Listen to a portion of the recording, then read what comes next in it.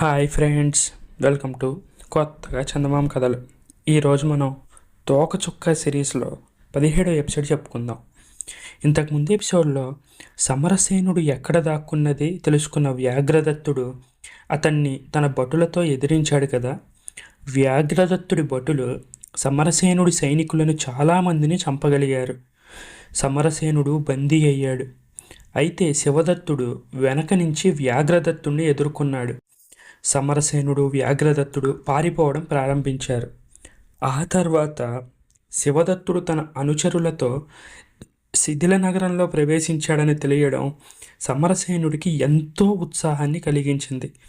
అతడే గనుక మరికొంచెం ముందుగా వచ్చి ఉన్నట్టయితే తను వ్యాఘ్రదత్తుడికి బందీ అయ్యేవాడు కాదు. వ్యాఘ్రదత్తుణ్ణి అతని భటులను సంహరించి శాక్తేయుడి త్రిశూలాన్ని తాను పొందగలిగేవాడు. కానీ ఇప్పుడు తను వ్యాఘ్రదత్తుడి చేతిలో బందీ అయిపోయాడు.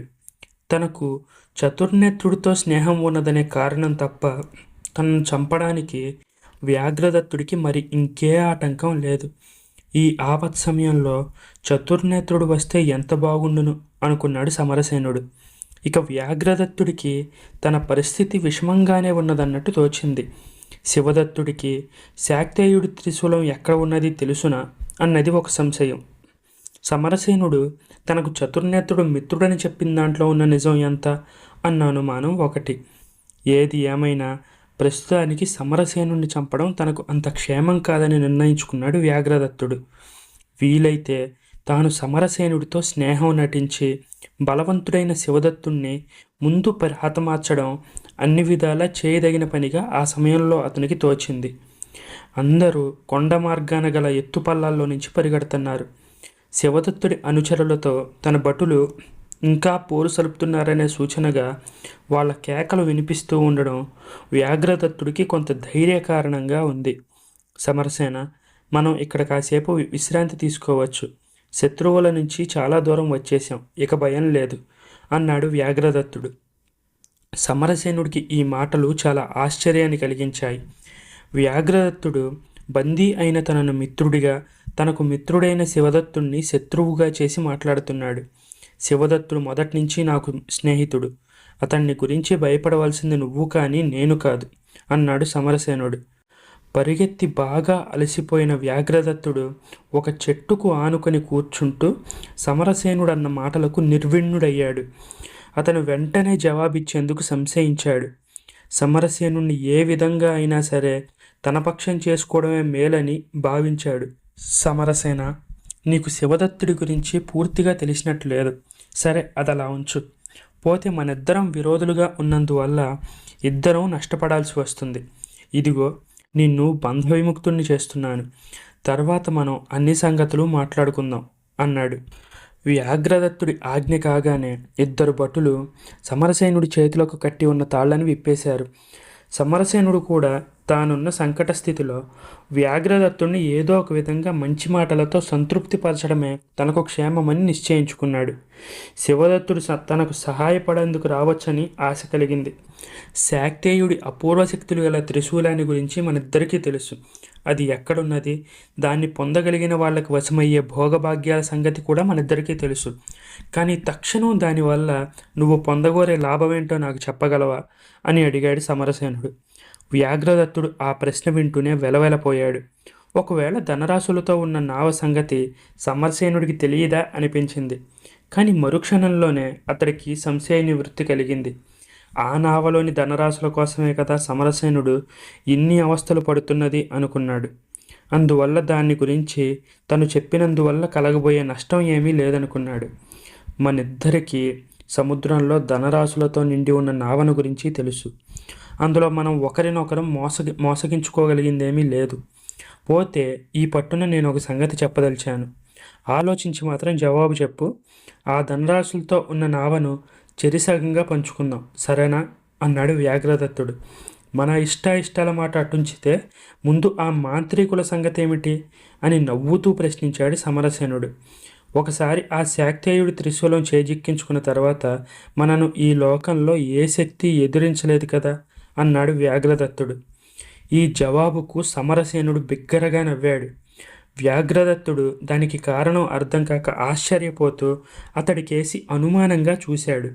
ఆ శాక్తేయుడి త్రిశూలం ఈ నిమిషంలో మనకంటే శివదత్తుడి చేతిలోకి పోయే అవకాశం ఎక్కువగా ఉంది. ఆ సంగతి గ్రహించావా అన్నాడు సమరసేనుడు. శివదత్తుడికి శాక్తేయుడి త్రిశూలం దాచి ఉన్న ఆ ప్రత్యేక స్థలం సంగతి తెలియదు. పైగా నా భటులందరినీ హతమార్చందే అతను చేయగలిగింది కూడా ఏమీ లేదు. త్రిశూలం దాచి ఉన్న చోటు గుర్తింపబడిన పటం నా దగ్గర ఉంది.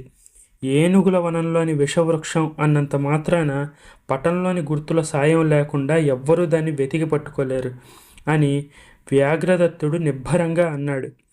వ్యాఘ్రదత్తుడు తన మాటలు ముగించకముందే ఆ ప్రదేశమంతా మారుమోగినట్టు ఏకాక్షి మాంత్రికుడి వేగు కపాలుడి కంఠస్వరం వినపడింది. ఆ శబ్దం వింటూనే సమరసేనుడు లేచి నిలబడ్డాడు. వ్యాఘ్రదత్తుడు అతని వెంట ఉన్న భటులు కూడా భయకంపితులై దిక్కులు చూడసాగారు. ఇది చతుర్నేత్రుడి వేగు కంకాలుడు. మీరు వెంటనే పారిపోయి దూరంగా ఉన్న ఏ గుహలో అయినా దాక్కొనడం మంచిది అన్నాడు సమరసేనుడు. వ్యాఘ్రదత్తుడు అనుమానంగా అతనికేసి చూస్తూ, చతుర్నేత్రుడు నీ స్నేహితుడని చెప్పావు కదా, అలాంటప్పుడు మనకు వచ్చిన భయం ఏంటి అని అడిగాడు. సమరసేనుడు ఇక ఆలసిస్తే తనకు ప్రమాదమని గ్రహించాడు. కంకాలుడు ఏకాక్షి మాంత్రికుడి వేగు. మంత్రవేత్త అయిన చతుర్నేత్రుడికి అంతే బలవంతుడైన మరో శత్రువు ఏకాక్షి అనేవాడు ఉన్నాడని వ్యాఘ్రదత్తుడికి తెలియడం ప్రమాదమని సమరసేనుడు ఈ విధంగా వ్యాఘ్రదత్తుడితో అబద్ధం చెప్పాడు.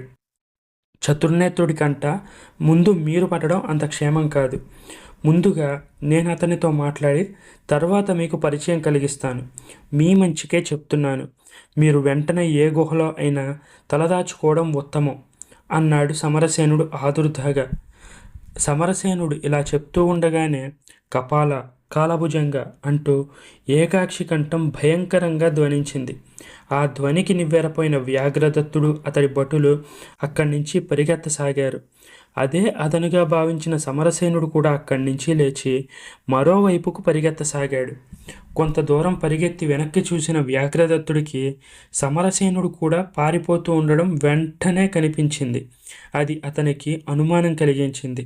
తన స్నేహితుడని చెప్పిన చతుర్నేత్రుడి నుంచి అతను ఎందుకు పారిపోవాలి అన్న సంశయం కలిగింది. ఇందులో ఏదో మోసం ఉన్నదని అనుకున్నాడు. వ్యాఘ్రదత్తుడు ఈ విధంగా ఆలోచించేంతలో ఏకాక్షి మాంత్రికుడు అక్కడికి రానే వచ్చాడు. అతని దృష్టి వ్యాఘ్రదత్తుడి మీద ప్రసరించింది. అతను మండిపోతూ కపాల కాలభుజంగ చతుర్నేత్రుడి బృచ్చుల్ని చుట్టుముట్టండి, వీళ్లను హతమారుస్తాను అని భీకరంగా అరిచాడు. వ్యాఘ్రదత్తుడికి అప్పటికి పరిస్థితి అర్థమైంది. ఆ వచ్చిన మాంత్రికుడు సమరసేనుడి స్నేహితుడైన చతుర్నేత్రుడు కాదు. తనను మోసగించి సమరసేనుడు పారిపోయాడు. ఇప్పుడు తను చేయవలసిందేంటి? ఏదో విధంగా ఈ మాంత్రికుడికి తాను చతుర్నేత్రుడి అనుచరుణ్ణి కాదని, అతడికి శత్రుపక్షంలోని వాడినని వెంటనే తెలియచెప్పాలి. ఏకాక్షి ఆజ్ఞ కాగానే అతని వేగులైన కపాలం కాలభుజంగం వ్యాఘ్రదత్తుణ్ణి అతని భటుల్ని చుట్టుముట్టాయి. కాలభుజంగం కోరలు చాచి బొసలు కొడుతూ వాళ్ళ చుట్టూ తిరగసాగింది. కపాలం వాళ్ళ తలల మీద తిరుగుతూ గుండెలు అదిరేట్టు వికటంగా అరవసాగింది. ఏకాక్షి గట్టిగా నవ్వుతూ వాళ్ళని సమీపించాడు. అంతలోనే అతడి వికృతమైన నవ్వు ఆగిపోయింది. అతను భావించినట్టు తన చేత చిక్కిన వాళ్ళు సమరసేనుడు అతని సైనికులు కారని గ్రహించాడు. మీరెవరు? కుంభాండుడి అనుచరులా అని అడిగాడు ఏకాక్షి. వ్యాఘ్రదత్తుడు వెలవెలబోయాడు. అతనికి కుంభాండుడు ఎవరో కూడా తెలియదు. నా పేరు వ్యాఘ్రదత్తుడు. నేను ఈ వ్యాఘ్రమండలానికి రాజును. తమరు చెప్పే కుండాండుడెవరో నాకు తెలియదు అన్నాడు వ్యాఘ్రదత్తుడు వణికిపోతూ. అయితే నువ్వు ఈ మృత్యులోయకు అద్దరి నుంచి వచ్చిన వాడివి కాదన్నమాట అన్నాడు ఏకాక్షి అనుమానంగా చూస్తూ. మీరు చెబుతున్న ఆ మృత్యులోయ ఎక్కడ ఉన్నదో కూడా నాకు తెలియదు.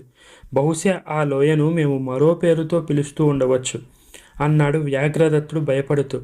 అయితే సమరసేనుడు అన్న పేరు గలవాడెవన్నైనా నువ్వు ఎరుగుదువా అని ప్రశ్నించాడు ఏకాక్షి.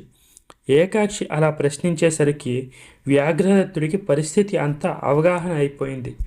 ఏకాక్షి మాంత్రికుడు సమరసేనుడికి ప్రబల విరోధి అని అతను గ్రహించాడు. ఇప్పుడు తనకు మంచి అవకాశం చిక్కిందని భావించాడు. మాంత్రిక మహాశయ, ఆ సమరసేనుడు 2-3 గడియలకు ముందు నా నుంచి తప్పించుకుని పారిపోయాడు. అతడు నాకు ప్రబల శత్రువు.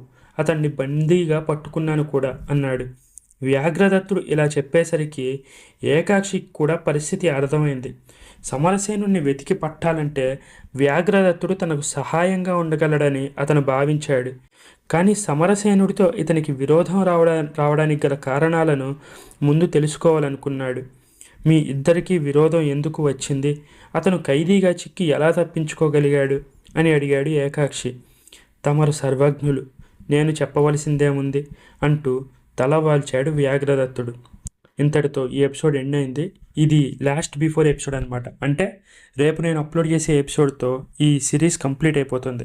దీనికి ముందున్న ఎపిసోడ్లు మీరు వినాలనుకుంటే ఆ ప్లేలిస్ట్ లింక్ని నేను కార్డ్స్లో ఇచ్చాను, అలాగే డిస్క్రిప్షన్లో కూడా ఇచ్చాను. మీరు ఆ పార్ట్స్ కూడా ఆ ఎపిసోడ్లో కూడా వింటే అసలు ఏంటి ఏం జరుగుతుందని మీకు ఒక కంప్లీట్గా ఒక క్లారిటీ వస్తుంది అనమాట. ఈ కథ మీకు నచ్చినట్లయితే దీన్ని లైక్ చేయండి, మీ ఫ్రెండ్స్ అందరికీ షేర్ చేయండి. అలాగే మన ఛానల్ని సబ్స్క్రైబ్ చేసుకోవడం మాత్రం అస్సలు మర్చిపోకండి. Thank you friends.